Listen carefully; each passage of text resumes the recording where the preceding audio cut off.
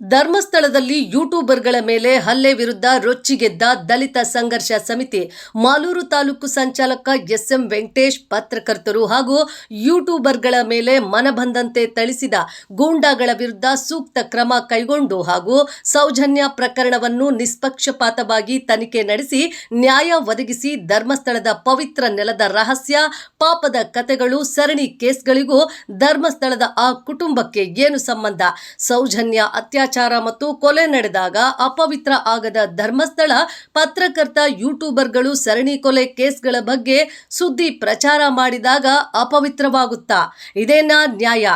ಸರಿಯಾದ ತನಿಖೆಯನ್ನ ಎಸ್ಐಟಿ ನಡೆಸದೆ ಹೋದ್ರೆ ಕೋಲಾರ ಜಿಲ್ಲೆಯಿಂದ ಧರ್ಮಸ್ಥಳದವರೆಗೆ ಕಾಲ್ನಡಿಗೆ ಜಾಥಾ ಹಮ್ಮಿಕೊಳ್ಳುವುದಾಗಿ ಸರ್ಕಾರಕ್ಕೆ ಎಚ್ಚರಿಕೆ ನೀಡಿದ್ದಾರೆ. ರಾಜಧಾನಿಯಲ್ಲಿ ಸೌಜನ್ಯ ಪರ ನ್ಯಾಯದ ಕೂಗು ಕೇಳಿಬಂದ ನಂತರ ಕರ್ನಾಟಕ ಸರ್ಕಾರ ಧರ್ಮಸ್ಥಳದ ಸರಣಿ ಕೇಸ್ಗಳನ್ನು ಹಾಗೂ ಸೌಜನ್ಯ ಅತ್ಯಾಚಾರ ಮತ್ತು ಕೊಲೆ ಕೇಸನ್ನು ಎಸ್ಐಟಿ ತನಿಖೆಗೆ ಸರಣಿ ಕೇಸ್ಗಳನ್ನು ವರ್ಗಾಯಿಸಿತ್ತು.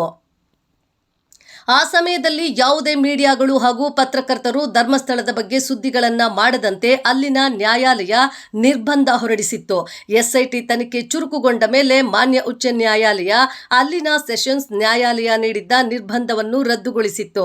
ನಂತರ ಧರ್ಮಸ್ಥಳದಲ್ಲಿ ಮಾಧ್ಯಮದ ಯೂಟ್ಯೂಬರ್ಸ್ ಮತ್ತು ಪತ್ರಕರ್ತರು ಸುದ್ದಿಗಳನ್ನು ಬಿತ್ತರಿಸುತ್ತಿದ್ದಾಗ ಅಲ್ಲಿನ ಗೂಂಡಾಗಳು ಪತ್ರಕರ್ತರ ಮೇಲೆ ಮನಬಂದಂತೆ ಥಳಿಸಿ ಹಲ್ಲೆ ಮಾಡುತ್ತಿರುತ್ತಾರೆ. ಈ ಹೇಯ ಕೃತ್ಯವನ್ನು ಖಂಡಿಸಿ ಧರ್ಮಸ್ಥಳದ ಸರಣಿ ಕೇಸ್ಗಳಿಗೂ ಆ ಕುಟುಂಬಕ್ಕೆ ಏನು ಸಂಬಂಧ ಎಂದು ಮಾಲೂರು ತಾಲೂಕು ಕರ್ನಾಟಕ ದಲಿತ ಸಂಘರ್ಷ ಸಮಿತಿ ಸಂಚಾಲಕ ಎಸ್ಎಂ ವೆಂಕಟೇಶ್ ರೊಚ್ಚಿಗೆದ್ದು ಧರ್ಮಸ್ಥಳದ ಸರಣಿ ಕೇಸ್ಗಳು ಹಾಗೂ ಸೌಜನ್ಯ ಅತ್ಯಾಚಾರ ಮತ್ತು ಕೊಲೆ ಪ್ರಕರಣಗಳು ಎಸ್ಐಟಿ ತನಿಖೆ ನಿಷ್ಪಕ್ಷಪಾತವಾಗಿ ನಡೆಸಿ ನ್ಯಾಯ ಒದಗಿಸಬೇಕು, ಇಲ್ಲವಾದರೆ ಕೋಲಾರ ಜಿಲ್ಲೆಯಿಂದ ಧರ್ಮಸ್ಥಳದವರೆಗೂ ಕಾಲ್ನಡಿಗೆ ಜಾಥಾ ಹಮ್ಮಿಕೊಳ್ಳುವುದಾಗಿ ಸರ್ಕಾರಕ್ಕೆ ಎಚ್ಚರಿಕೆಯನ್ನ ನೀಡಿದ್ದಾರೆ. ಈ ಸಮಯದಲ್ಲಿ ಸಂಘಟಕರಾದ ಅರಳೇರಿ ಮುನ್ರಾಜು, ಟೇಕಲ್ ಹೋಬಳಿ ಸಂಚಾಲಕ ಉಲ್ಲೇರಹಳ್ಳಿ ಮುನ್ರಾಜ್, ಇನ್ನು ಅನೇಕರು ಇದ್ರು. ಉಳ್ಕೊಳ್ಳಿಕ್ಕೂ ಸಹ ಭಯಭೀತರಾಗಿದ್ದಾರೆ. ಅಂದ್ರೆ ಇನ್ನು ಅಲ್ಲಿನ ನಡೆದಿರ್ತಕ್ಕಂಥ ಕ್ರೌರ್ಯ ಇದು ಎಷ್ಟರ ಮಟ್ಟಿಗೆ ಇದೆ, ಇನ್ನು ಎಷ್ಟು ಜನ ಹೆಣ್ಣುಮಕ್ಕಳ ಮೇಲೆ ಅತ್ಯಾಚಾರ ಮತ್ತು ಕೊಲೆ ಪ್ರಕರಣಗಳಾಗಿದ್ದಾವೆ, ಅವರನ್ನ ಎಲ್ಲೆಲ್ಲಿ ಮುಚ್ಚಾಕಿದ್ದಾರೆ, ಆ ಮುಚ್ಚಾಕೋದಿಕ್ಕೆ ಯಾರನ್ನ ಬಳಸ್ಕೊಂಡಿದ್ದಾರೆ, ಇವತ್ತು ಅವರೇ ಸಹ ನೇರವಾಗಿ ಬಂದು ಇವತ್ತು ನಾವು ಇಲ್ಲಿ ಮುಚ್ಚಾಕಿದೀವಿ ಅಲ್ಲಿ ಮುಚ್ಚಾಕಿದೀವಿ ಅಂತೇಳಿ ಹೇಳ್ತಾ ಇದಾರಲ್ಲ, ಹೇಳಿಕೆಯನ್ನ ಕೊಡ್ತಾ ಇದಾರಲ್ಲ, ಇದನ್ನೆಲ್ಲ ಸಹ ಸಹಿಸಿಕೊಳ್ಳದೆ ಇರ್ತಕ್ಕಂತ ದೊಡ್ಡ ಕುಟುಂಬ ಇವತ್ತು ತನ್ನ ಹಿಂಬಾಲಕರನ್ನ, ರೌಡಿಗಳನ್ನ ಬಿಟ್ಟು ಆ ಯೂಟ್ಯೂಬರ್ಗಳನ್ನ ಮಟ್ಟ ಹಾಕ್ಲಿಕ್ಕೆ ಅಥವಾ ಕೊಲೆ ಮಾಡ್ಲಿಕ್ಕೆ ಒಂದು ಸಂಚನ ರೂಪಿಸಿರ್ತಕ್ಕಂಥದನ್ನ ಕರ್ನಾಟಕದಲ್ಲಿ ಸಂಘರ್ಷ ಸಮಿತಿ ಖಂಡಿಸುತ್ತೆ.